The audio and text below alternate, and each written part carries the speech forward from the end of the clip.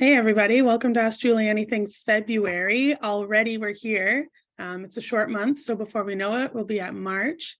As always, Julie hosts these events the first Wednesday of every month, 7 Eastern. If you want to get notifications, sign up for our email list because we'll send you reminders about the event so you know when to join us. So Julie graciously is here for us tonight to answer our questions. And Julie, you said you have a little bit something on your mind that you want to share with everyone before we get into Q&A tonight. Yeah, well, I was just, oh boy, hang on a second. My phone's doing something very weird. That's okay. Is it Siri? She talks to me It's sometimes Siri. like that. Definitely Siri. Siri wants to be part of the AJA. Hey, all questions are okay on AJA. From Siri. Ask Siri anything. That's funny. Exactly. For attendees, if you don't mind, switch your chat settings to everyone so we can all join the conversation. Hi, Carolyn. Hi, Beth. Hi, Suzanne. And if you have Q&A, do me a favor and put them in the Q&A area. There's a little button at the bottom of the screen. Submit them there for me and I'll do my best to work through the queue. Julie, what do you got for us? Okay, I was already looking at the questions. Oh. So, yeah, it's an interesting time of year. I have been rushing a lot the last couple of days, and I wanted to sort of talk to everybody, just take a little bit of time to talk to everybody about the reason that Adored Beast and everything about Adored Beast and myself is environmentally really environmentally focused. And sometimes I go off on tangents about how important it is for us to pay attention to every single ingredient and how that's affecting our environment and how it's affecting our, is it affecting global warming? Is it affecting us in a supportive way?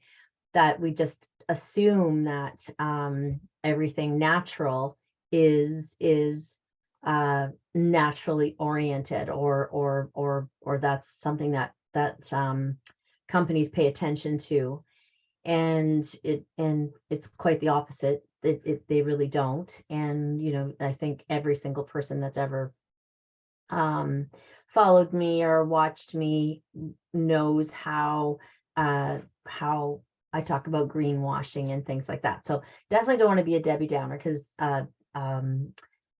Stephanie just said something to me that made me feel really happy, which she said, I think she said Stephanie, did you say 8 weeks from now or 6 weeks from now? So you're going to see the blooms start creeping out of the snow. Right. So that was like, oh gosh, that's so great. But the reason that I'm talking about this is because we are going into like a deep freeze, but a really massive deep freeze. And as everybody knows, I have a rescue farm, and we have about I think we had about -12 today with the wind chill, -20 or something. But we're about to go into -27 with a wind chill of -41. And that's not something that horses can deal with that, and so can wildlife. But the day before, it's going to be like +3 or +3 high, -3 low, and then within 8 to 12 hours it's going to drop from that to -27. And what's really hard on wildlife and what's really hard on horses is that they don't have their bodies and their blood and their metabolism doesn't have a chance to rebound or sort of rebalance itself as the weather's going lower, the temperature's going lower, or opposite higher. So I said to Stephanie today, it's like when we hear about things like hurricanes, and we hear about things like environmental disasters. We are kind of living in environmental disasters already. And I think that we have to really everybody has to start paying attention because I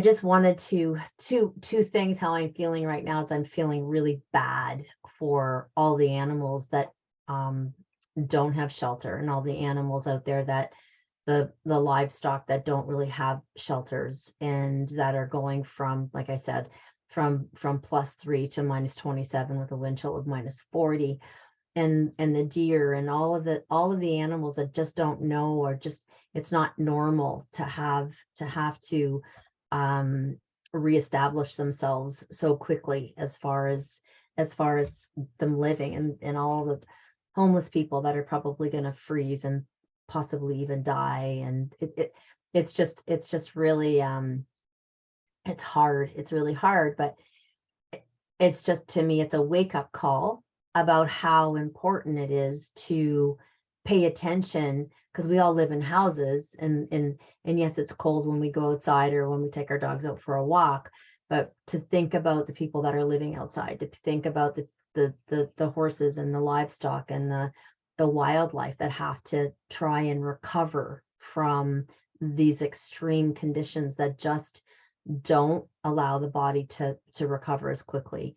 So there's that part, but then within that, I had a really amazing experience the last 2 days, because I've been really lucky to be joined by an amazing, really amazing neighbor and man whose name is Ron, and he has completely come up and stepped up to the plate to help us build shelters for some of the rescue horses here that are going to be affected by this crazy weather. And today I was looking out my window, and I had my friend, a girl that works for me, her name is Courtney, and her boyfriend Matt came from PEI, and Jim, our handyman, and Aaron, and I'm looking out the window, and everybody's like just pitching together, and I just felt so grateful and overjoyed by their kindness, and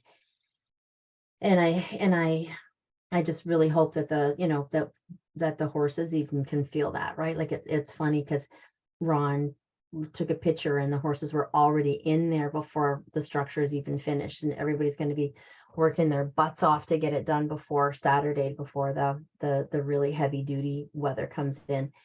But I just felt so so blessed to be able to have people like that in my life, and I wanted to shout out a very happy thank you, appreciation and gratitude for everything that everybody does when they step up to the plate like this. And so I don't know who out there is all, I know there's like 200 people out there listening to me right now, but if you're in areas that are going to get this really, really deep freeze, maybe try and share the kindness, and for looking out for dogs that don't have dog houses, or keeping your eye open for things that might need more food, because food definitely keeps animals warm in this kind of weather. If they eat, their bodies create, to digest, their bodies create heat. So feeding things, if you can help out with in soup kitchens, or help out with taking extra blankets to people that are on the streets or anything like that, because it's going to be really intense. So anyways, like I said, don't want to be a Debbie Downer, but this is sort of, there's that sad side, and then there's the side where you see community coming together, and you see these awesome people with these awesome hearts trying to pull together for the horses, and I just want to say thank you. And thanks everybody for joining me again for an AJA. And that's all I really wanted to say. Steph, was just that, if everybody can just try and look outside themselves for a little bit when it's this cold, and outside of our warm cozy houses, and take a look at, could you feed the birds more? Could you go buy some seeds and put some seeds out for birds that are probably really cold and needing to try to get as much food as possible right now.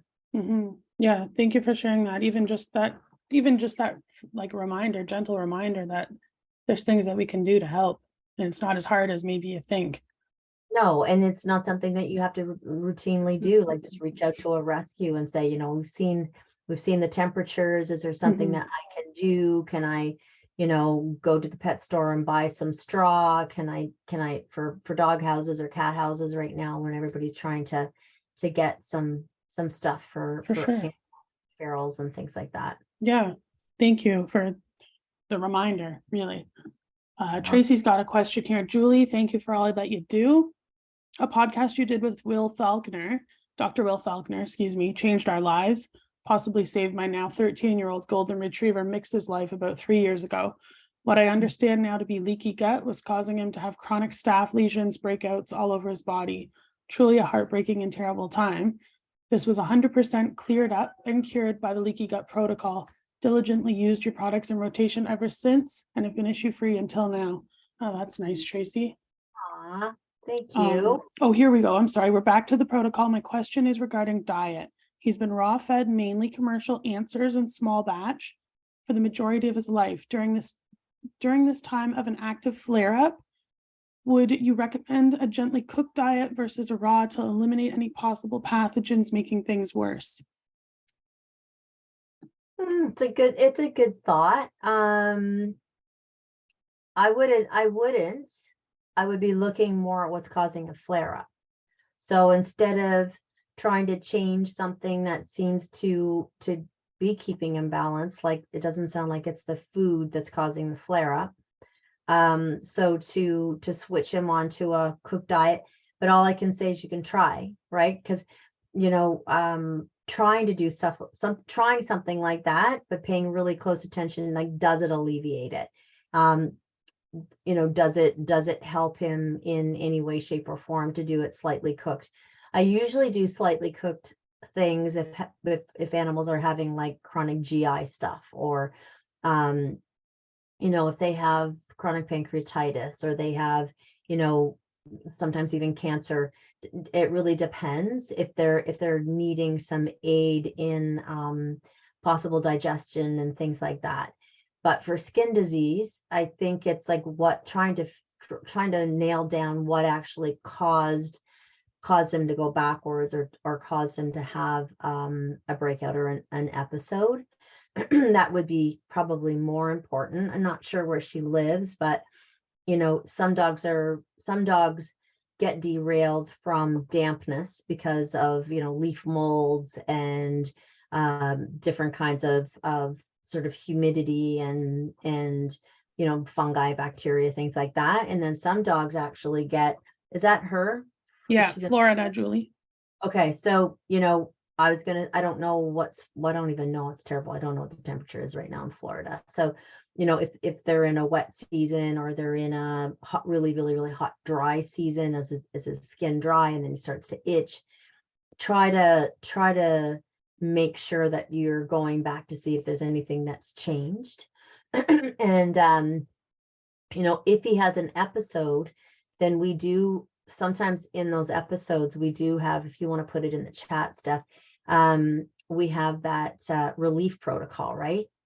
So that sometimes can help, is putting him on the relief protocol, which is a combination of Phytophthora, leaky gut, and yeasty beast. If you smell at all any kind of like a yeasty smell, you can try that. Or you can sometimes, if he's on the leaky gut right now and he's had a flare up, you could try doing like rotating your prebiotics. So try him on the Wolf strain, try him on the Phytophthora, try him on the Soil and Sea, get some different diversity in there of the prebiotics and probiotics, because all of them have a different postbiotic effect.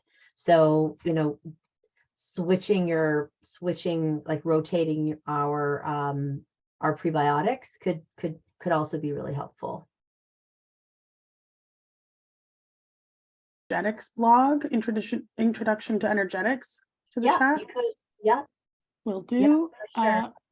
Martha's got a question. What supplements would you give a pregnant dog that is raw fed? This is a tough one. A pregnant dog that's raw fed. Yeah. Supplements.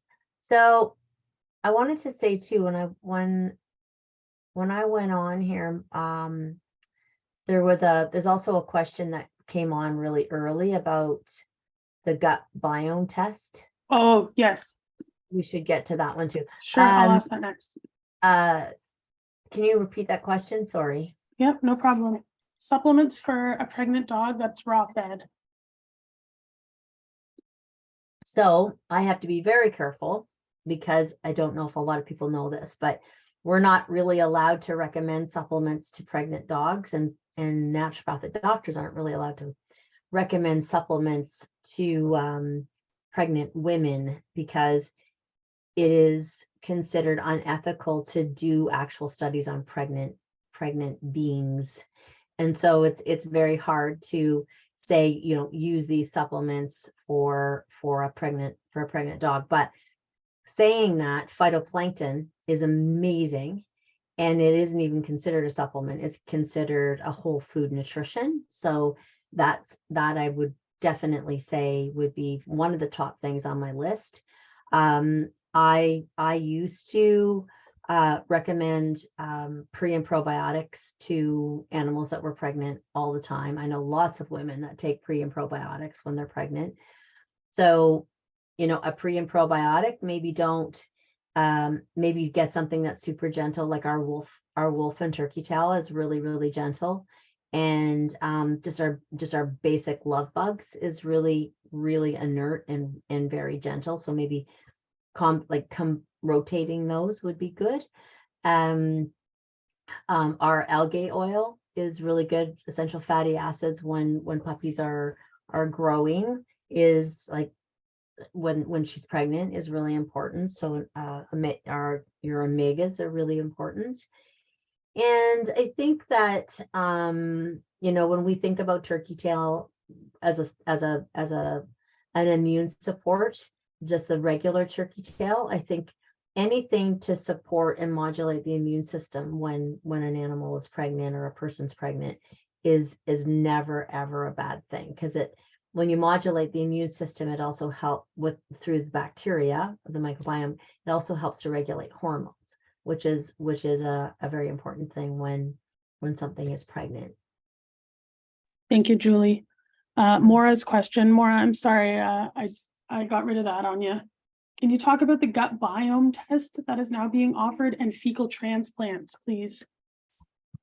So I can speak to that. I'm not an expert in it like Holly, Dr. Gantz is at all. So, and she is, their focus, or their I think that's the one they're probably talking about. Their focus is in their wheelhouse is doing that.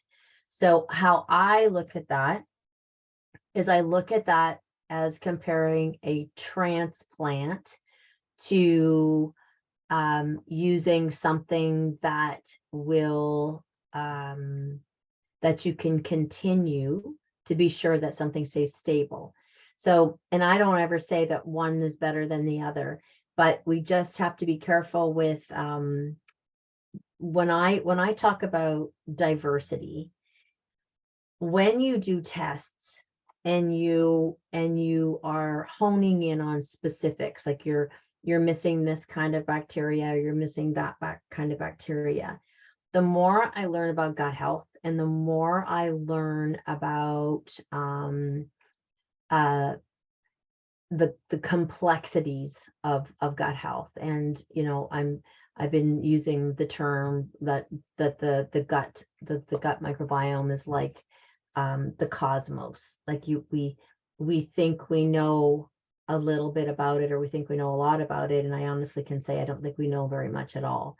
And I think it's so intrinsically in depth that while focusing on specific where an animal or a person is lacking in a specific type of strain of bacteria that supports maybe brain health or supports organ health, like your kidneys or they're more specific, or heart health.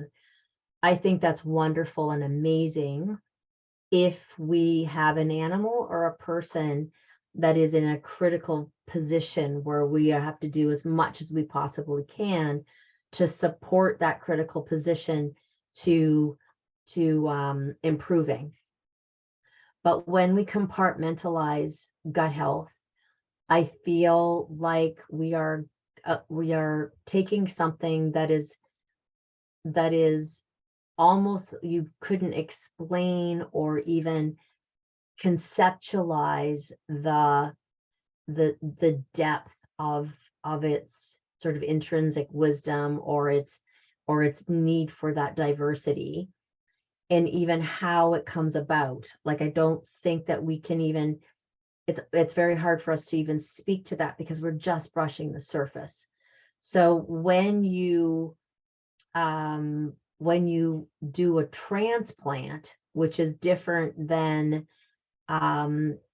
giving something that where the body chooses to populate, or what it chooses to do with it, is very different. So when you think of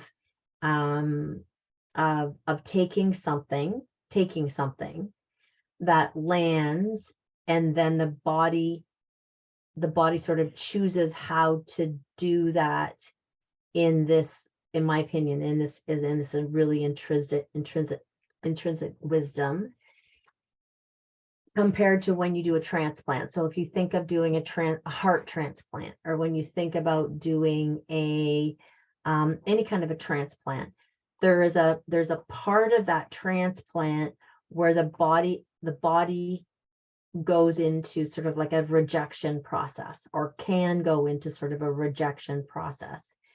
And I think that rejection process is definitely worth it. And I think that it's really super cool that we can do all kinds of things, that we can do transplants, and we can do all different kinds of super cool probiotics and prebiotics, and we can do all of these different things. And we take all of these different things and we merge them together for sort of a higher good or a more diverse ecosystem. But if we just focus on what's missing, then I think we miss the mark. I think we are kind of ignoring the idea that we don't really know exactly what needs to go in there. Like, what we see on paper can sometimes be different than what the body is actually doing. And I know I'm going to go on a tangent now, but I look at that from an environmental point of view, right? So where we have thought that we knew what was best for our environment, for our planet, and we assumed to do something that was very scientifically cutting edge, leading edge, and then we did it, and 10 years later we suffered massive consequences to what we did and what we're doing. And we keep doing that because we keep thinking that science and research and lab results know more than our bodies know, than our planet knows, than our wildlife knows, than our wilderness knows. And we just simply don't. So I believe that I think it's an incredible thing. I think it's very beneficial in lots of different areas.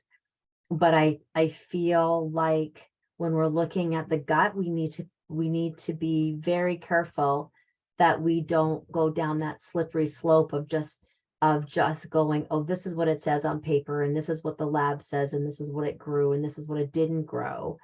And this is what it specifically needs, compared to, let's plant this rich, diverse wildflower garden, or let's add as much as many different types of fungi as we can to bring to the surface everything that we can't see, right? So a lot of things we can't see. We still can't see it, and we really don't understand. We can only test for certain things, and there's so many more things that are there that we don't even know yet, that we can't test for. So that's a long answer to a simple question, but it really isn't that simple. That's the problem. And I think that's, I just sort of hit on what I'm trying to say, is it's nothing is that simple. It just isn't. And the gut is far from simple. It's so complex. And I had this really super cool, can I share that wolf testimonial? Oh, absolutely. I can. Okay. So I don't know how many people listen to my lecture about why I did the wolf strain and why I mix the wolf strain with turkey tail and all that kind of stuff. But when I wanted to create that product, to me, I wanted to be able to implant the fingerprint of something that was really resilient and was able to pivot and deal with trauma and trauma meaning, like, wolves are trapped and they're hunted and they live in some pretty intense climate conditions, and they are incredibly wise. And I was hoping that by using the finding of the bacteria from wolf feces, that it would implant, or that fingerprint may possibly be able to change the energetics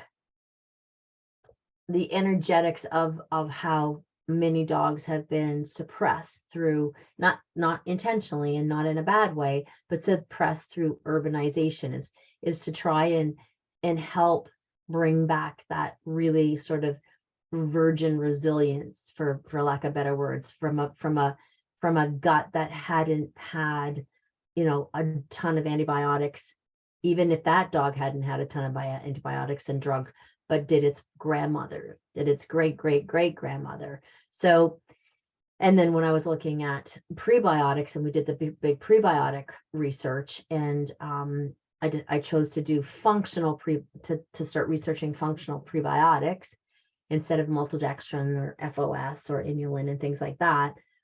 My hope was that the two of them together created a postbiotic effect that was closer to the lineage and heritage and the ancestral gut health of our dog's ancestors. So we got this incredible testimonial about from a woman that is she a dog trainer? I'm not sure, but I can't remember either. But a woman that had been dealing with a dog that was actually scared to eat, had some kind of trauma, and was food aggressive, but also afraid to eat. And they were struggling with this for quite some time. And she had heard my lecture about the gut brain axis and things like that. So she wound up, oh, I saw something. She's a store owner. What does it say? She's a store owner, one of our community members, retailers. Okay. So anyway, she wound up giving the wolf probiotic and the turkey tail prebiotic to this dog, and it has helped this dog's mental state exponentially, like to the point where the dog started eating on its own again, I think. So I think it was eating on its own. Anyways, make a very long story short, I can't remember the exact things, but I was so excited by that, because it proves to me, because there was nothing else different. She didn't do anything else that was different other than that. And it proves to me where we can not transplant. We can feed something a strain of bacteria that comes from something that's wild and virtually untouched by urbanization, to the point that our canines are, along with something that they would be ingesting in a round in forests and in the wild, and how quickly that that gut brain access was able to connect and communicate with each other. And I think that's a huge thing, because we can do that without the concern of the body rejecting a transplant or being forced to take something that is like a transplant, like you're transplanting it in. You're not taking it through a channel where it survives the gut acid and then lands where it needs to land, and then colonizes specifically with that specific prebiotic, and then the postbiotic effect of those two synergistic things together creates this profound gut brain access that in communication that takes a dog that's been traumatized to a point where it can't eat and flips it back into its nature, to almost like it's not wild nature like a wolf, but it's natural nature of what it's inherently supposed to do. So that's a very long answer to the question. But do I support the transplants, and do I support the tests? I do 100%. I just feel like there's so much diversity that we can all look at when it comes to gut health. And I can't say enough good things about the wolf strain too. I've noticed a behavior change in my own dog for the good. Truly amazing how hard, and it's hard to explain. It needs to be seen or experienced. Yeah, it is. Well, because that's that subtle wisdom, right? Like it's when something becomes profound in the body from a healing perspective, whether we're looking at cancer, whether we're looking at chronic skin disease, whether we're looking at arthritis, heart disease, it doesn't matter. But when something becomes profound that has been unbalanced, that has to come from a full shift. It doesn't come from just that specific thing, unless you're going to go do heart surgery, right? If you're going to go do heart surgery and unclog arteries or put a pig artery into a human or whatever, that is like life-changing, a life-changing surgery. We have to look at all of the physiological components that make a change that has to happen throughout the whole body from head to toe in order to have that profound healing happen. It's not just one thing, right? So to compartmentalize, the gut does so many things, but to think of it as just like, well, let's just give it this, or let's just give it that, or let's look at it and see what's missing. It's awesome and it's really good information, but I think it's just touching the surface. I think we have to, well, not we, that's been my my focus and my research is how do we go back to a gut that was really working well, right? Like our ancestors didn't have the situations with the chronic diseases and things like that like we do. And our dogs that are, our dogs not even that long ago, 1960, didn't have the chronic disease that they're having right now. So how do we go back and find the bacteria and find the prebiotics so that those postbiotic effects can happen in our bodies and in our animals' bodies that create health? Not just we need this and we need this and we need this and we need this. It's how do we shift it back to what our ancestors had, back to what, when gut health was really healthy. What were we doing? What were we eating? How are we living? Same thing. How are our dogs, our cats, our horses? How were they living? How do we get back there? So that's kind of how I feel about gut health.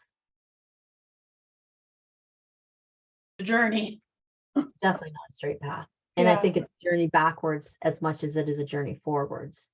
That's So what I you think would it's a say, journey yeah. backwards, looking at what we did that worked back then, Mhm. and then a journey forwards and finding out how do we bridge those two, not just going down the science path of how do we manipulate it now and put it into our Western box, because we've been doing that too much, and that's why everybody's sick. Yeah, it's about more than that. All right, here's a question from Christina. Julie, I've been using the Zymox without hydrocortisone. Is it safe to use prolonged? My girl's been on it for over a month. Every time I try to slowly wean her off it, the yeast flares in her ears. We're currently switching between Leaky Gut, Yeasty Beast, Fido, and Wolf. So it sounds like you're doing the relief protocol. Thank you, and I'm always so appreciative of these lives. So, and did she say with cortisone or without? Without, the one we recommend, without. Oh, okay. So that would depend on, I mean, I'm not an owner of Zymox. I kind of wish I was, but I'm not, because it's an amazing product and I've been using it for like 20 years, I think. But depends on how long this dog's ears were like that, right? So the Zymox is going to help it from a perspective of the external part of the dog. We're talking external, it's internal, but we're still talking external. But what's coming in the ears is a manifestation of a deeper disease, right? So it's not just from the ears, it's a deeper disease. The problem is that when that dog has had a deeper disease and an ear issue, whether it's probably yeast or bacteria, doesn't matter.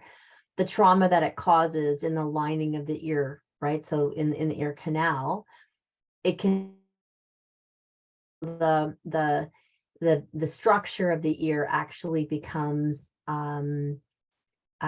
susceptible to getting to not having enough oxygen, to chronic inflammation with it, which then sets up more bacteria and more yeast. So sometimes you have to use it for a while you're really, really, really working on the gut and working at actually healing it from inside out. And what the Zymox does is it gives them relief while you're working on all the other aspects of it, which is phenomenal that that Zymox works that well, that it can give your animals relief without using, antibiotics and corticosteroids and antifungals in their ears. So I don't know. I mean, you could, my personal opinion would be to reach out to the company and say, you're working on the dog systemically. And it just seems to be really helping when you're using it, but when you stop using it, it comes back. And what's the longest time that you could use it for? And just and see what they say about it. But are you, I would have to ask, like, are you looking at their diet? Are you looking at anything else that might be an obstacle to cure, right? Like stress levels, exercise, if they're getting enough exercise, like look at the whole gamut of what creates health, and try and make sure that you're addressing each one of those layers. So yes, we're dealing with the gut, and we're dealing with diet, hopefully, and we're dealing with the immediacy of giving your dog some ease from pain and irritation from the Zymox. So you're checking all of the boxes with that, which is great.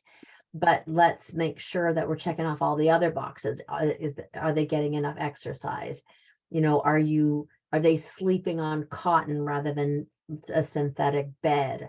Are they, what's their quality of life? Are you spending lots of time with them? Are you showing them lots of love and affection? What's the quality of air control in your house?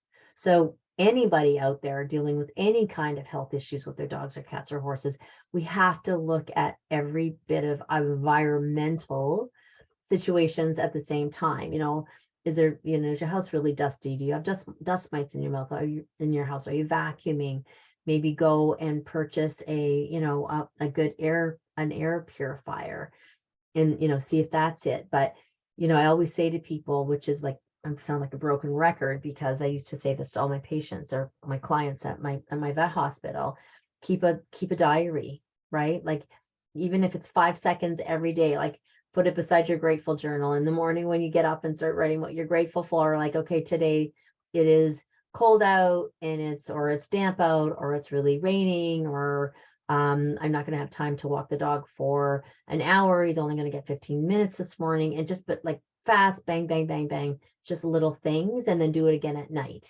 And then do like my dog is doing, a scale from 1 to 10, 10 being the best, 1 being the worst, or 1 being the worst and 10 being whatever you want to do it. And my dog is a 5, or my dog is a 4, or my dog was a 4 this morning, but now he's really bad, or now he's a lot better. You wouldn't believe how quickly you're going to be able to look in that journal and go, oh my gosh, it's every Tuesday or every second Tuesday. What happens every second Tuesday? It's got to flare up every second Tuesday.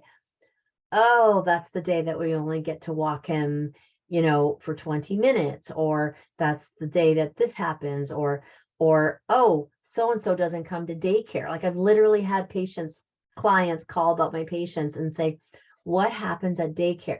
Phone them, find out, ask the daycare what happens every second Tuesday. Does something different happen? And, they need to like pay attention and figure it out. And I remember one dog would get bloody diarrhea every second Wednesday. And then we found out that every second Tuesday, this dog at daycare would come in and bully him. And that dog was only there every second week on that day, because that's the day that they both had to go to work or something like this. So it's really important to pay attention to the environmental stressors and the dog's well-being in general of his quality of life, or her quality of life, or your cat's quality of life. So much. It's exactly what she needed. Heather has a question. This is an interesting one. The best, well, I wouldn't say the best, but the top products to start a 3-month-old puppy on that's having heavy itchiness and past, I'm not sure about current, round and hookworms. I don't want to bombard such a young gut. She was born at the shelter and her mom was there. And she's 3 months old and she's getting itchy. Is that her main thing? Her gut itchy, or is her gut sick? 3 best products for a 3-month-old puppy having heavy itchiness and has a past. I'm not sure about current, round and hookworms. Don't want to bombard such a young gut. So roundworms, not so much, but hookworms can do like really a major trauma on the gut mucosal lining. Hookworms can be very hard on the gut lining and can cause leaky gut and can cause some, like I said, some major trauma. So 3 months old, probably been vaccinated. I would not be, 3 months is 8 for the 12 weeks. 3 months, 12 week. Yeah. 12 weeks.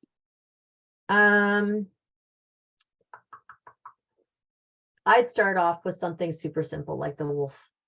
I would do Wolf because there's like nothing in there that I would be even remotely concerned about contraindicating. So at such a young age, I would do the Wolf and Phytosynergy and liver tonic. Those would be the 3 I would start with. Phytosynergy is going to give him lots of superoxide dismutase. It's really easy to digest. So if it does have some gut trauma, he's going to get a lot of nutrients, like whole food nutrients that he probably wasn't getting or she wasn't getting through the mother. Liver tonic, because anytime there's worms, and they've probably been dewormed, it's probably been dewormed, which is really hard on the liver. Give it some liver support, and then repopulate the gut with the Wolf strain. That's what I would do, those 3, and then let us know how it's doing after that. Perfect. Thanks, Julie. Kim's older, I would put it on the protocol, the Leaky Gut Protocol, when it's maybe 6 months. Thank you. Kim, okay, bear with me here. Kim has a 3-parter. Her Pet Thumper's appendix had an E. coli of 50.1. Hold on. Is this in the questions? I might Yeah, have to read it. Where is it? it's in the Q&A under open, but Julie, it's a 3-parter. You'll have to scroll down and find Kim.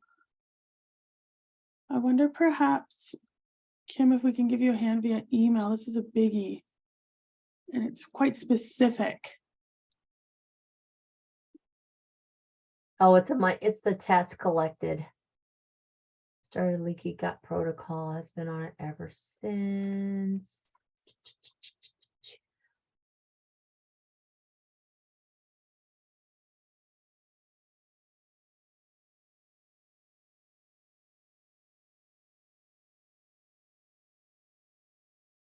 Okay, yeah, it's probably something for send into the customer service. Yeah, just because it's very specific. Okay, so let's see about Susie. Update on Gordy, my border collie golden retriever. He's had very itchy skin and snapped at the air. I remember this from a couple months ago. He got much better, however, when I became more lax on the Rebalancer spray and Yeasty Beast spray.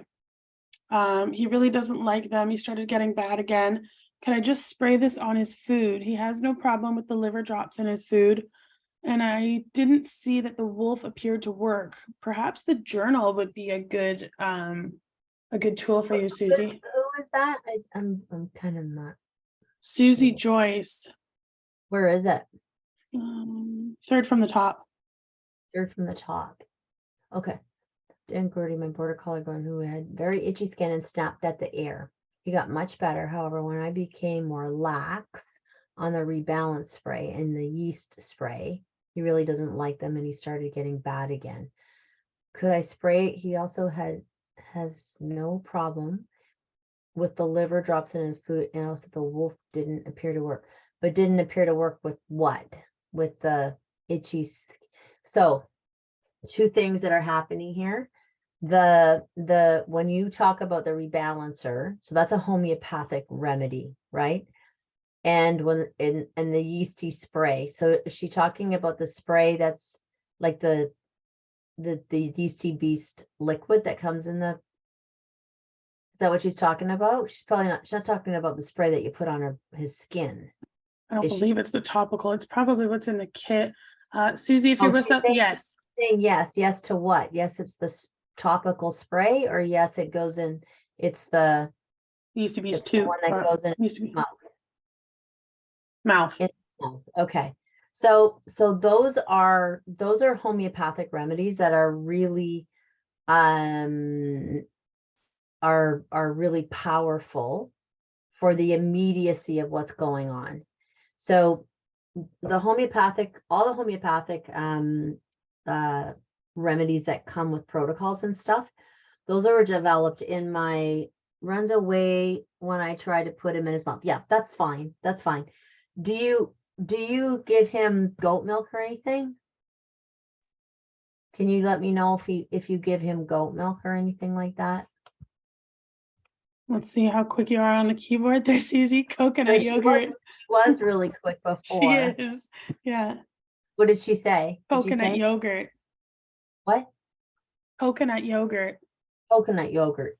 Put the homeopathic remedies in the coconut yogurt. Instead of putting it in his food, spray it in the coconut yogurt, mix it in the coconut yogurt, and just give him like a tablespoon of it. Because then what'll happen is it'll mush up in the yogurt, and then when he's licking it, it'll stick on his gums and stuff as if you were like putting it right in his mouth, rather than mixing it in his food, and then he just digests it and goes into his gut. So use it in the coconut yogurt, and keep doing the wolf one, because again, it has to colonize, right? It has to colonize, and the postbiotic effects have to happen. But those 2 sprays, those 2 homeopathic remedies, if he was better on them and then you got lax, what that says to me is that there's an energetic obstacle to cure. So you're going to need to give him those remedies until all the rest of the stuff really takes effect in him and internally. So I hope that makes sense.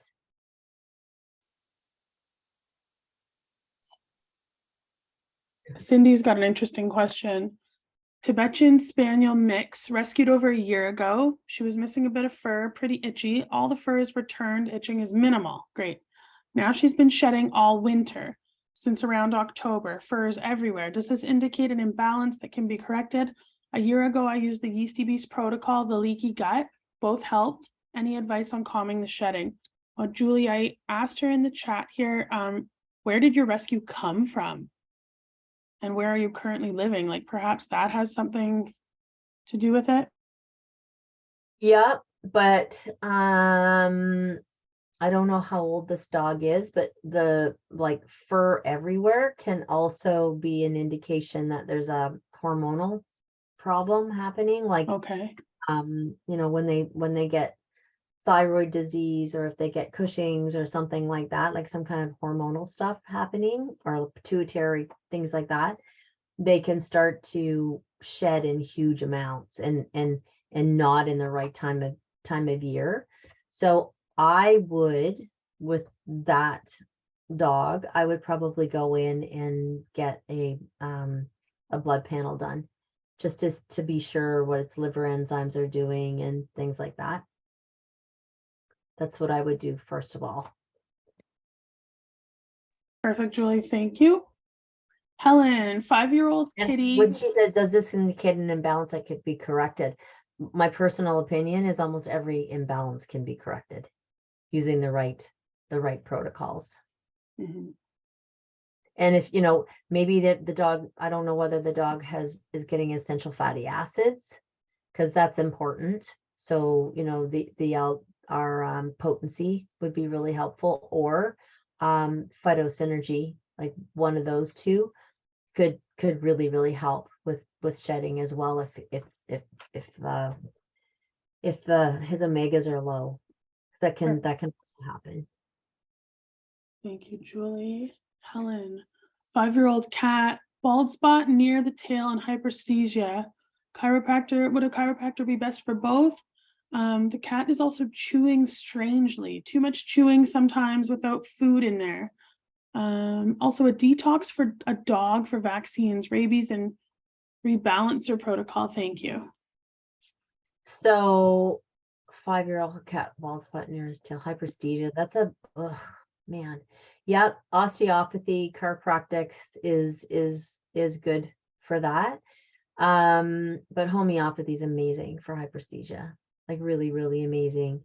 And making sure that they're not eating food that they're allergic to, right? So making sure that the protein that this cat's eating is the best protein for it. But there are lots of amazing, you know, anacardium. There's all different kinds of homeopathic remedies that are really good for hyperesthesia. So again, I'd probably recommend Andrea Ring to talk to Andrea about it, because it can be a really, it's a yucky thing for cats to have. They can suffer a lot with that, and you can definitely get it under control with homeopathic remedies. And as far as a detox for vaccines, rabies, and rebalance, so Rebalancer is really good for the majority of vaccines. But if your dog is having specific aggression or specific anxiety, or if you can narrow it down that it was never well since the rabies vaccination specifically, then it's best to get, it's often better to get, you can try the Rebalancer, because usually they're getting numerous vaccines at the same time. So try the Rebalancer, but if you know for sure it's the rabies one, you can use Lysin. So you can buy that from Andrea Ring as well. And that's a really good one for if you know for sure that they've had that their skin got really itchy, or something went sideways right after the rabies vaccine. But again, try the Rebalancer first, and if it doesn't show really good results, then you could give Andrea a call and ask her if she can mail you out Lysin, which is for or like for specifically for the rabies vaccine. Thanks, Julie.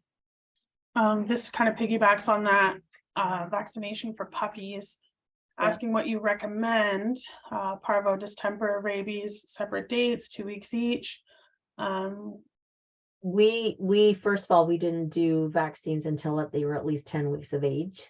So I wouldn't vaccinate a puppy under 10 weeks. And I would prefer to wait till 12.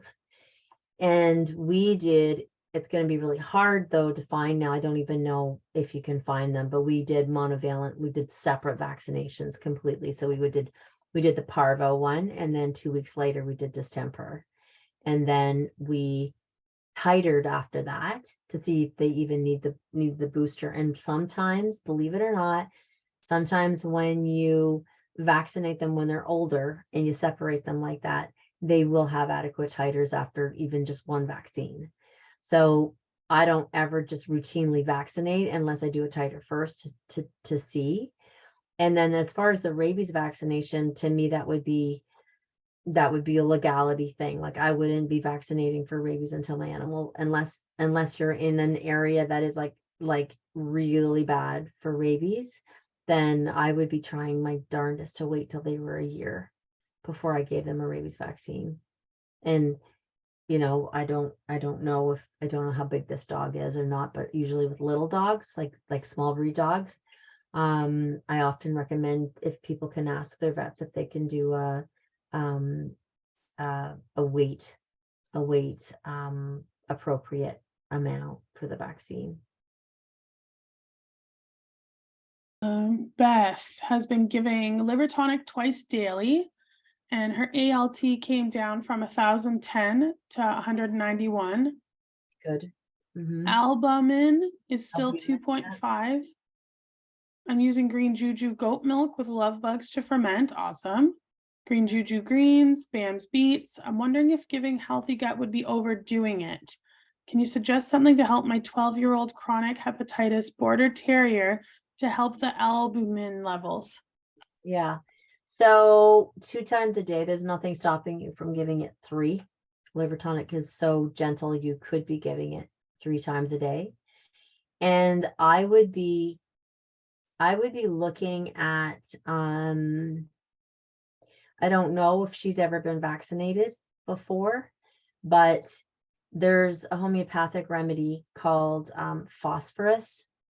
And it's a really good homeopathic remedy for liver, any kind of liver issues, to support the liver into regenerating and getting healthy again. So I would look at that. You could call Andrea, but phytosynergy is good for the superoxide dismutase in it is really good. Any kind of really high antioxidants is really good for liver stuff. But I would increase the liver tonic to 3 times a day, and I would seriously either call Andrea or try some phosphorus. I would just do like 30C, maybe twice a day for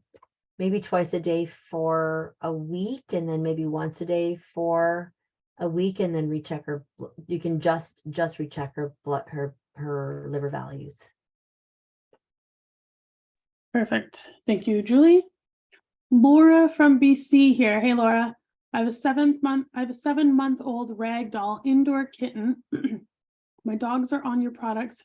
I wondered what I should start my kitten on now, or do I wait until she's a year old? Suggestions. No, 7 months old, I'd start her right away on Felix Flora. Beautiful. Linda, question for tonight is about herbs. I've heard it takes 4 to 6 weeks before the herbs are effective. How long should we keep our horse on the same herbs for a specific condition? For example, for gut health or liver support, then we should switch to a different combination of herbs. Yeah. So gut health, I mean, I think, I don't know whether Linda knows that I have a horse rescue. So gut health for my horses and horses that are on all kinds of, like you walk into my my feed room, or the room that we have our homeopathics and our herbs and our everything in our barn, and it looks like a health food store, because we have a lot of horses with a lot of problems. And the good thing about guts, our equine gut soothe, and I'll go directly with the herbs for a minute. The amazing thing about our equine gut soothe for horses is that it does have the equine species specific probiotic in it, which no other gut related horse product has. And it has the herbs that are extracted herbs, so they're going to work faster, and they are synergistic with regular herbs.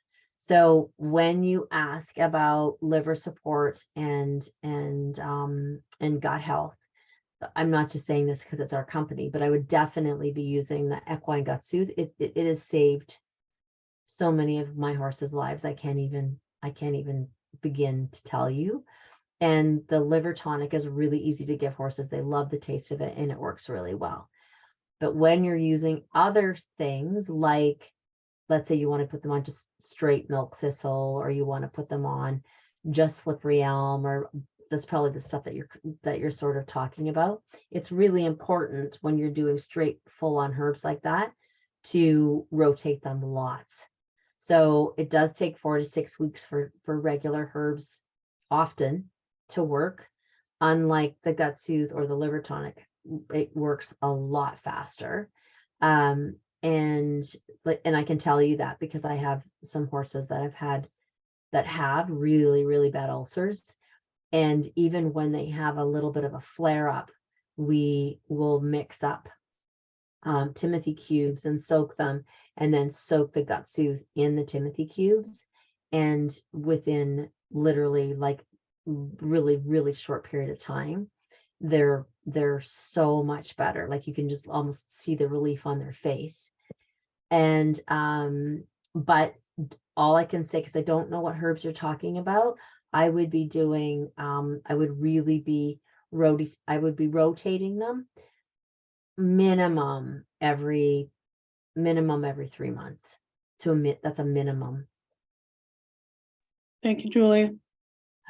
Here's an interesting one. I think the energetics article might be helpful for you too as well, Lisa. Any suggestions on how to clear up damp heat in my Yorkie? He's also having a yeast issue. We tried the Yeasty Beast protocol and he had a reaction. So I ordered the Leaky Gut Protocol. He's been starting to get more itchy with that as well. He gets really oily. He itches, he licks. He has a lot of allergies as well. I've tried changing our vet to a natural vet and everything. I've tried from her, has ingredients he has reactions to. Okay. I've tried so much. What? I've tried so much. I'm frustrated as to what to do. He's on a raw diet, duck. Don't be frustrated, Lisa. Like I'm looking at your question right now. That's screaming to me that your dog has major immune mediated problems. So it's not just his gut health. It could have been his gut health that triggered all that. But I would say to you that you really should give Andrea a call and be treated homeopathically for his extreme reaction. So his extreme allergy. So his overreactive immune system. Because when they're that bad and they're greasy and they're reacting to everything on the planet, it's almost like they're going to keep reacting. They're going to get even more and more and more. Yes, Andrea does do telehealth. They're just going to get more and more reactive. That's what we were talking about before with those other homeopathic remedies with the other person that was asking. You give the homeopathy, you give specific remedies that deal with immune mediated diseases. And then while those remedies are giving your dog, like sort of shifting their energetics from a perspective of why is the vital force all of a sudden so phenomenally focused on the reactivity of everything that your dog is coming in contact with, then you can be giving other things like other gut support and stuff like that to get the health to come from all those different checkbox that I talked about.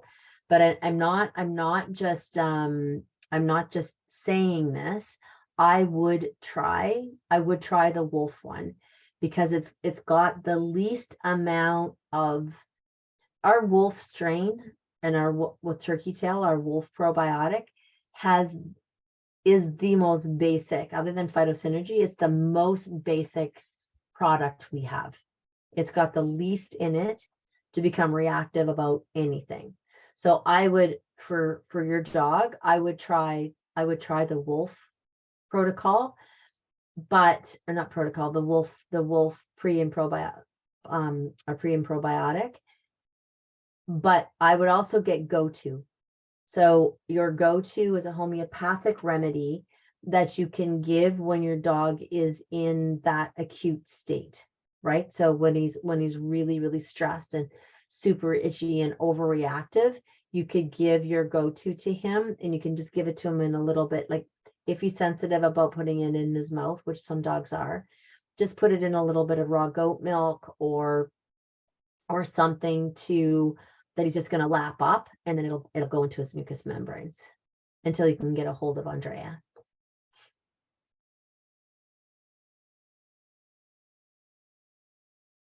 Do you have a good CBD oil that you recommend? This is for a small dog. Oh boy, Tough, eh? That's a tough one. it is a tough one. And I would say Angela and Ian's. So that's Source so CBD and CBD Dog Health. And CBD Dog Health and Source CBD are the two that I would recommend. Thank you. Jessica, I've got a cat oh, hey, we're way over time. Sorry, I got out of control. Julie, can you go for? So yeah, let's just do the IBD one. Sure thing. Jessica, hey, I've got a cat recently diagnosed with IBD. I've ordered some of your Healthy Gut and Gut Soothe, and I wondered if I need to be aware of using these with Pred. Is that prednisone? He's only on 1 milligram per day for the next 3 days. So Gut Soothe, I wonder if you need to be aware of Healthy Gut and Gut Soothe. She's done both of them, or she just ordered them? Jessica's quick on the keys here. Let me know. Ordered both. Okay. Haven't arrived yet. Okay. I would start with Gut Soothe. Hopefully she got the feline Gut Soothe. So the two things, I would hold off on Healthy Gut, because Healthy Gut can be really, really, really strong. And if with IBD, you have to be really careful. And in fact, I'm actually going to say this to you. If you want to return your Healthy Gut. Just use Gut Soothe, but order liver tonic. So the two things for IBD would be three things for IBD with kitties would be the feline Gut Soothe, the liver tonic, and turkey tail, the actual turkey tail tincture, not the Wolf one, because it's all of those have immune modulating effects, which is what you want with IBD.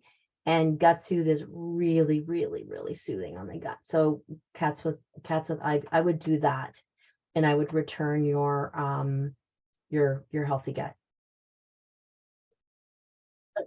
There's something in there about our soil and sea. Do we? Oh my gosh, I just lost it. Where'd it go? I have it. I spoke to our sourcing department about that today, actually. And no, there's no iodine in it. I have the confirmation in my email about an hour ago, actually, Tammy. So you're right on time. And she let us know that she can confirm there is no iodine in the chlorella used in our soil and sea. And it's because that is not a component in the growing conditions. Yeah, and I was under the impression all your products are tested. All of our products are a gazillion, like rigorously. We're probably one of the most stringent companies out there for testing all of our products and going and not even testing them, like not even going to buy them and test them. The difference between us, Tammy, and a lot of other companies is we do a lot of our own research and development, which means that I've got hands and eyeballs on stuff from its conception, its hypothesis, its beginning. We're not just going out and purchasing an ingredient from a country and looking at the certificate of analysis and just going, okay, that we're fine with that. We actually employ someone in California, and that's all she does full time for Adored Beast, is look at certificate of analysis and go, okay, and then we look at it together, and I say to her, I want you to dig in more about this. I want you to dig in more about that. I want you to dig in more about that. And then she goes back and she actually digs into a lot more than what's even on a certificate of analysis. And with the Corella, I can tell you firsthand that is coming from a company that is probably the most ethical, reliable, amazing company out there that does phenomenal work. Yeah, it's above and beyond. Yeah. Above and beyond. I don't even have words. Okay. Thanks for the question, because it's a good one. It's Absolutely. It's a very good. We don't shy away from any questions at all. I have the most, amazing customer service girls, and if we don't have the answer for you, we go to, they come to me, and then if I don't have it, which I usually do, but sometimes we have to go directly to the scientist that I'm working with to dig in to get the specific answers for people, but we always do.